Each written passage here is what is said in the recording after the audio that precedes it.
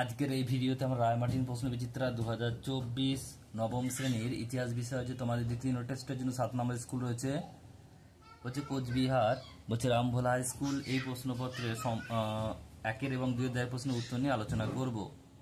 একের দাগের প্রশ্ন কি বলছে দেখে নাও, সঠিক উত্তর নির্বাচন করো। একেরটা বলছে কালবাক্স ডিক্রি জারি হয়েছিল জার্মানিতে। Option number C.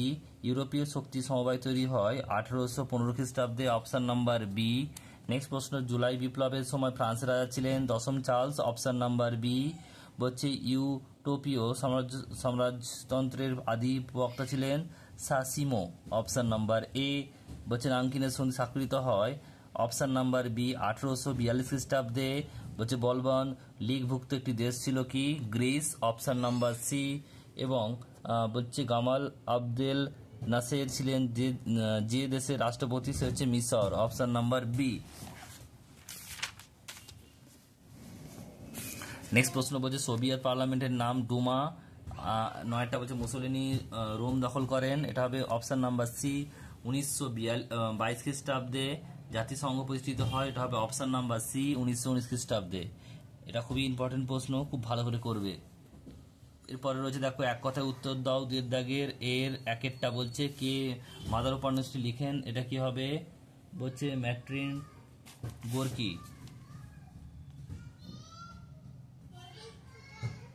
মজলাকা কয় দন্ত সহস্যই দন্তেন্য গোর্কি ওকা কয়রা ভস্যই গোর্কি। নেক্সট প্রশ্ন বলছে দেখো দুইয়েরটা কোন গুপ্ত সমিতি গ্রিক সাম্রাজ্যবাদকে সাহায্য করে, এটা হবে কি? বলছে হেটাইরিয়া ফিলিকে। হয় একা টয়ে আকা হস্যই হেটাই রিয়া হেটাইরিয়া ফিলিকে।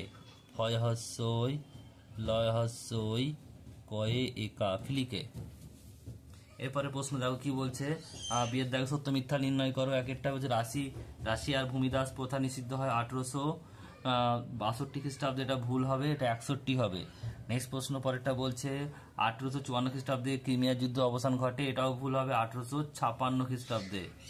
এরপর রয়েছে দেখো সি এর দাগের প্রশ্ন বিবৃতি আর ব্যাখ্যা। একেরটা বলছে বিবৃতি কি বলছে দেখো, যে ফ্রান্স মিশরের সুয়েজ খাল খনন করে। ব্যাখ্যা নাম্বার 1 সঠিক উত্তর প্রাচ্যের সঙ্গে যোগাযোগের সুবিধার জন্য। এবার বিবৃতি বলছে দ্বিতীয় আলেকজান্ডারের শাসনকালে হচ্ছে নার দৈনিক আন্দোলন গড়ে ওঠে, এটা ব্যাখ্যা নাম্বার 3 সঠিক উত্তর হবে। কি হবে দেখো, কৃষকদের নেতৃত্বে রাশিয়ার সমাজতন্ত্র প্রতিষ্ঠিত করতে।